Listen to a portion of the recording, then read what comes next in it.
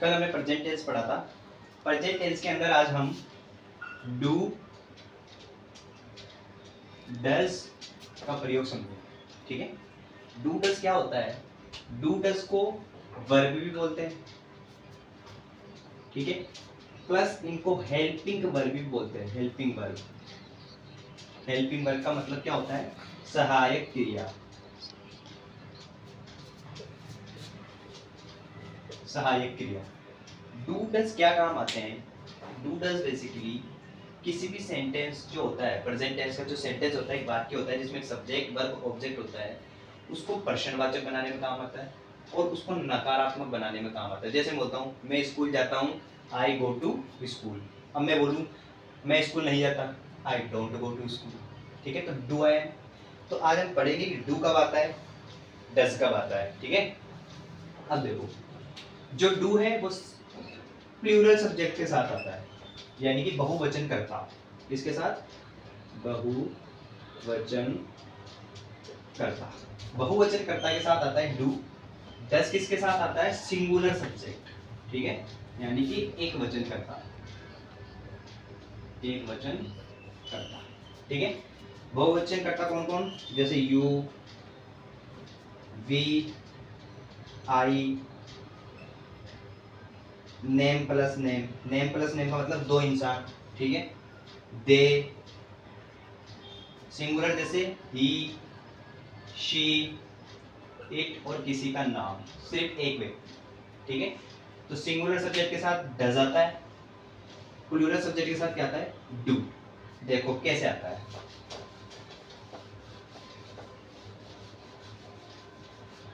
नियम क्या होता है? पहले आता है सब्जेक्ट, फिर वर्ब और फिर ऑब्जेक्ट। एक मैं बोलूं कि मैं स्कूल जाता हूं, डेली रूटीन का वाक्य तो प्रेजेंट टेंस। ठीक है, मैं को बोल सब्जेक्ट आएगा पहले, तो मैं को आई, जाने को गो, वर्ब प्लूरल, सब्जेक्ट प्लूरल, बहुवचन बहुवचन, तो ऐसे ऐसे नहीं लगेगा, टू स्कूल। ये बन गया सिंपल टेंस। अब हमें डू और डज का प्रयोग करना है, तो इसी वाक्य में अगर डू आपको लगाना हो तो कैसे लगेगा? आई का आई, सब्जेक्ट प्लस डू या डज, फिर आएगी वर्ब और फिर आएगा ऑब्जेक्ट। ठीक है, तो आई आ गया, सब्जेक्ट आ गया, अब डू या डज आएगा। आई क्या है? बहुवचन करता। बहुवचन करता के साथ कौन आता है? डू। तो ये मैंने लिख दिया डू, आई डू। कहाँ फिर क्या आएगा? गो और फिर टू स्कूल। दोनों का मतलब सेम ही है। अगर डू और डज आपको किताब में कहीं दिख जाए तो भी यही मतलब है, नहीं हो तो भी यही मतलब। चाहे से आप ऐसे बोल दो आई गो टू स्कूल, या फिर आप ऐसे बोल दो I do go to school. ठीक है, अब मैं आपको एक चीज बता दूं, एक चीज नोट कर लेना, मैं लिख देता हूं यहाँ पे, ये रूल है इंपॉर्टेंट।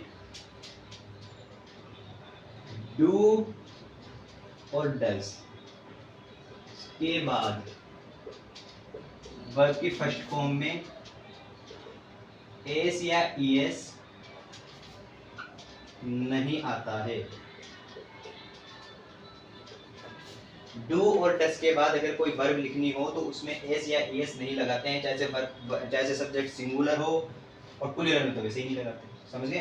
तो डू और डज के बाद जैसे मैं लिखूं शी डज प्ले गेम, वह गेम खेलती है। सी आ गया सब्जेक्ट, डू डज में से सिंगुलर सब्जेक्ट के साथ डज आएगा, डज आ गया।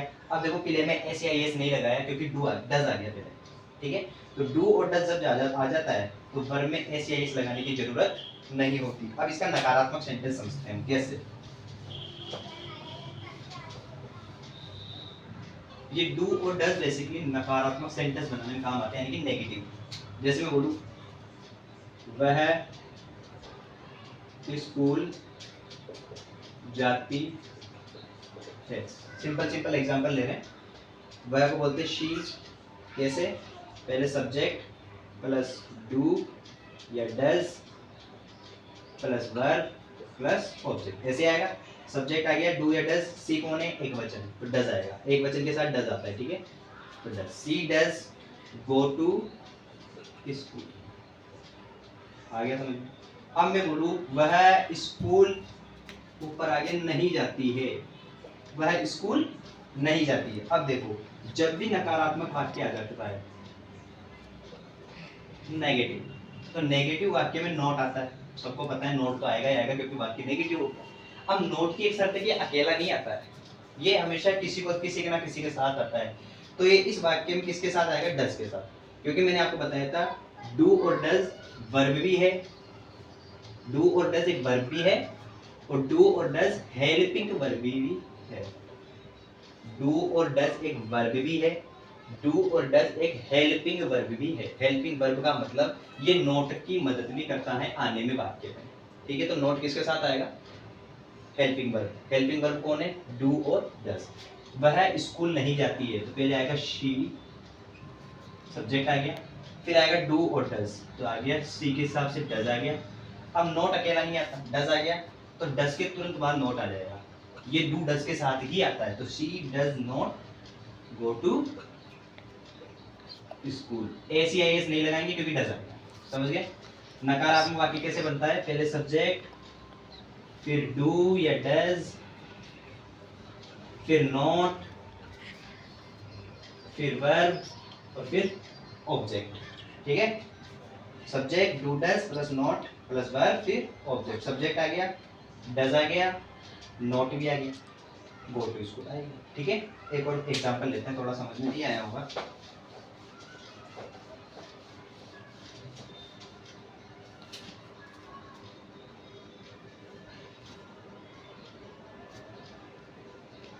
नेगेटिव वाक्य में नोट आता है, इसको नोट कर लेना, ठीक है? मैं लिख देता हूं, नोट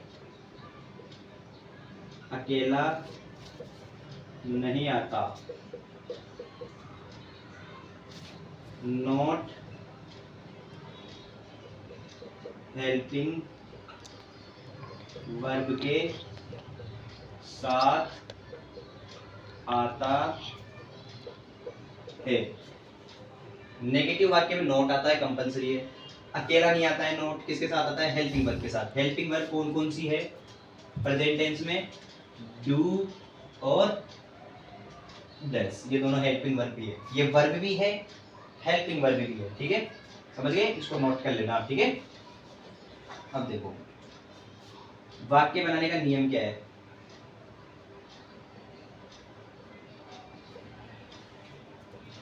वाक्य बनाने का नियम, पहले आएगा सब्जेक्ट, फिर डू और डज, फिर नॉट, फिर वर्ब, फिर ऑब्जेक्ट, ठीक है? एग्जाम्पल,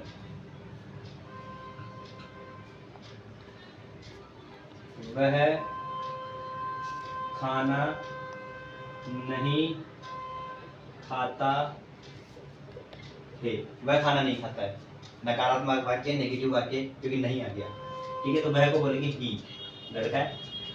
ही क्या है? सिंगुलर। सिंगुलर के साथ कौन आता है? डज। सिंगुलर सब्जेक्ट के साथ डज आता है, प्लूरल सब्जेक्ट के साथ डू आता है। एक वचन कर्ता के साथ डज, बहुवचन कर्ता के साथ डू।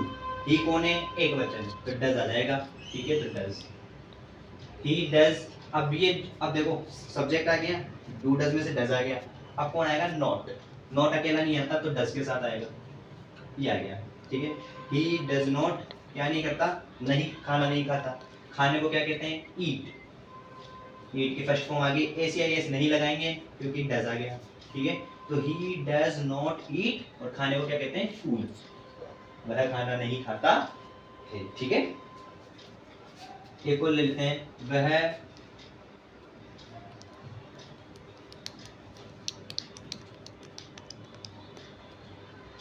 नहीं नाचता, किसी को अपन बोलते हैं अरे वो नाचता है क्या? वो बोलता है नहीं वो नहीं नाचता, तो यहाँ क्या? वह नहीं नाचता भाई। तो देखो सब्जेक्ट आएगा पहले ही, सिंगुलर है तो डज आ जाएगा, ये आ गया डज, ठीक है? फिर नॉट आएगा, ये आ गया नॉट।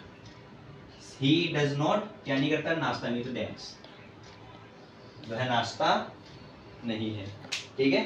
रुक जा, ये हो गया, नोट कर लेना।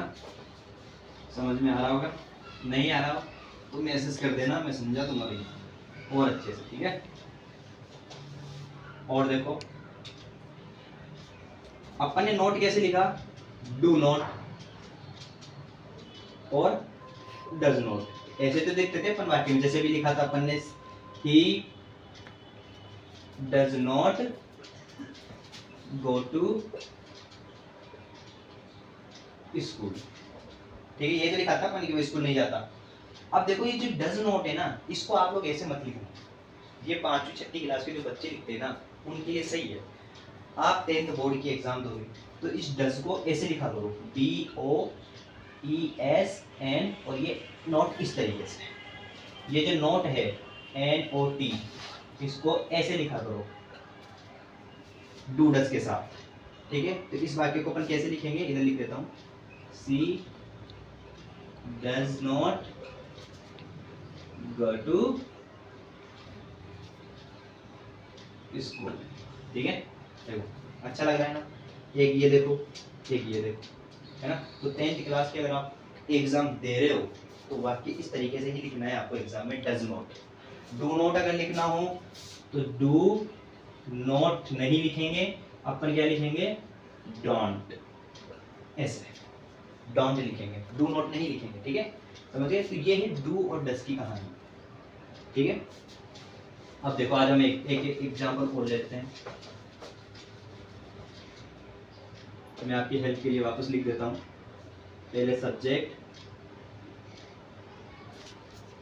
फिर डू या डज, फिर नॉट, फिर वर्ब, फिर ऑब्जेक्ट। एक था पहले सब्जेक्ट, डू या does plus verb plus object. अगर वाक्य नेगेटिव है तो नॉट वाला आएगा, अगर वाक्य नेगेटिव नहीं है तो सिंपल वाला आएगा। मैंने लिखा तुम कार चलाते हो, तुमको क्या कहेंगे, यू। ये देखो नेगेटिव वाक्य नहीं है तो सेकंड वाला बना रहे अपन।